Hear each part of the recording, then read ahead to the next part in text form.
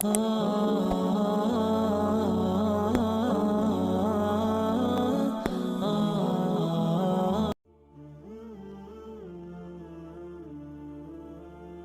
اللہ الرحمن الرحیم۔ حضرت عمر بن عبدالعزیز رحمۃ اللہ علیہ ایک مرتبہ ایک جنازے کے ساتھ تشریف لے گئے اور قبرستان میں پہنچ کر علیحدہ ایک جگہ بیٹھ کر کچھ سوچنے لگے۔ کسی نے عرض کیا، امیر المؤمنین، آپ اس جنازے کے ولی تھے، آپ ہی علیحدہ بیٹھ گئے؟ فرمایا، ہاں، مجھے ایک قبر نے آواز دے دی اور مجھ سے یوں کہا، عمر بن عبدالعزیز، تو مجھ سے یہ نہیں پوچھتا کہ ان آنے والوں کے ساتھ کیا کیا کرتی ہوں؟ میں نے کہا، تو ضرور بتا دے۔ اس نے کہا، ان کے کفن پھاڑ دیتی ہوں، بدن کے ٹکڑے ٹکڑے کر دیتی ہوں، خون سارا چوس لیتی ہوں، گوشت کھا لیتی ہوں، اور بتاؤں کہ آدمی کے جوڑوں کے ساتھ کیا کرتی ہوں؟ منڈوں کو باہوں سے جدا کر دیتی ہوں، اور باہوں کو پونچھوں سے جدا کر دیتی ہوں، اور سرینوں کو بدن سے جدا کر دیتی ہوں، اور سرینوں سے رانوں کو جدا کر دیتی ہوں، اور رانوں کو گھٹنوں سے، اور گھٹنوں کو پندلیوں سے، اور پندلیوں کو پاؤں سے جدا جدا کر دیتی ہوں۔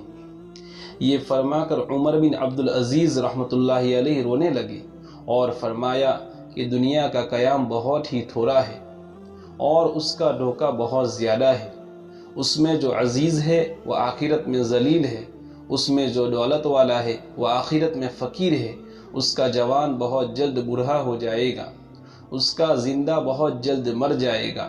اس کا تمہاری طرف متوجہ ہونا تم کو دھوکے میں نہ ڈال دے، حالانکہ تم دیکھ رہے ہو کہ یہ کتنی جلدی منہ پھیر لیتی ہے، اور بے وقوف وہ ہے جو اس کے دھوکے میں پھنس جائے۔ کہاں گئے اس کے وہ دل دادا جنہوں نے بڑے بڑے شہر آباد کیے، بڑی بڑی نہریں نکالی، بڑے بڑے باغ لگائے، اور بہت تھوڑے دن رہ کر سب کو چھوڑ کر چل دیے؟ وہ اپنی صحت اور تندرستی سے دھوکے میں پڑے کہ صحت کے بہتر ہونے سے ان میں چستی پیدا ہو اور اس سے گناہوں میں مبتلا ہوئے۔ وہ لوگ خدا کی قسم دنیا میں مال کی کثرت کی وجہ سے قابل رشک تھے، باوجود یہ کہ مال کمانے میں ان کو رکاوٹیں پیش آتی تھی، مگر پھر بھی خوب کماتے تھے۔ ان پر لوگ حسد کرتے تھے، لیکن وہ بے فکر مال کو جمع کرتے رہتے تھے اور اس کے جمع کرنے میں ہر قسم کی تکلیف کو خوشی سے برداشت کرتے تھے۔ لیکن اب دیکھ لو کہ مٹی نے ان کے بدنوں کا کیا حال کر دیا، اور خاک نے ان کے بدنوں کو کیا بنا دیا، کیڑوں نے ان کے جوڑوں اور ان کی ہڈیوں کا کیا حال بنایا۔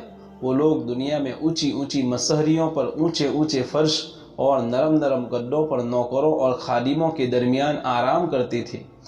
عزیز و اقارب، رشتہ دار اور پڑوسی ہر وقت دلداری کو تیار رہتے تھے۔ لیکن اب کیا ہو رہا ہے؟ آواز دے کر ان سے پوچھ کہ کیا گزر رہی ہے۔ غریب امیر سب ایک میدان میں پڑے ہوئے ہیں۔ ان کے مالدار سے پوچھ کہ ان کے مال نے کیا کام دیا، ان کے فقیر سے پوچھ کہ ان کے فقر نے کیا نقصان دیا۔ ان کی زبان کا حال پوچھ جو بہت چہکتی تھی، ان کی آنکھوں کو دیکھ جو ہر طرف دیکھتی تھی، ان کی نرم نرم کھانوں کا حال دریافت کر، ان کے خوبصورت اور دلربا چہروں کا حال پوچھ کیا ہوا، ان کے نازک بدن کو معلوم کر کہاں گیا، اور کیڑوں نے ان سب کا کیا حشر بنایا۔ ان کے رنگ کالے کر دیے، ان کا گوشت کھا لیا، ان کے منہ پر مٹی ڈال دی، اعضاء کو الگ الگ کر دیا، جوڑوں کو توڑ دیا۔ آہ، کہاں ہیں ان کے وہ خدام جو ہر وقت حاضر ہو جی کہتے تھے؟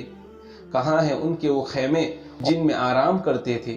کہاں ہے ان کے وہ مال اور خزانے جن کو جوڑ جوڑ کر رکھتے تھے؟ ان نوکر چاکروں نے اس کو قبر میں کھانے کے لیے کوئی توشہ بھی نہ دیا، اور اس کی قبر میں کوئی بستر بھی نہ بچھا دیا، کوئی تکیہ بھی نہ رکھ دیا، زمین ہی پر ڈال دیا، کوئی درخت پھول پھلواری بھی نہ لگا دی۔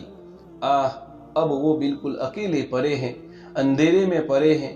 ان کے لیے اب رات دن برابر ہے، دوستوں سے مل نہیں سکتے، کسی کو اپنے پاس بلا نہیں سکتے۔ کتنے نازک بدن مرد، نازک بدن عورتیں، آج ان کے بدن بوسیدہ ہیں، ان کے اعضاء ایک دوسرے سے جدا ہیں۔ آنکھیں نکل کر منہ پر گر گئی، گردن جدا ہو گئی، منہ میں پانی پیپ وغیرہ بھرا ہوا ہے، اور سارے بدن میں کیڑے چل رہے ہیں۔ وہ اس حال میں پڑے ہیں اور ان کے جوڑوں نے، ان کی بیویوں نے دوسرے نکاح کر لیے۔ وہ مزہ اڑا رہے ہیں، بیٹوں نے مکانوں پر قبضہ کر لیا، وارثوں نے مال تقسیم کر لیا۔ مگر بعض خوش نصیب ایسے بھی ہیں جو اپنی قبروں میں لذتیں اڑا رہے ہیں، تر و تازہ چہروں کے ساتھ راحت و آرام میں ہیں۔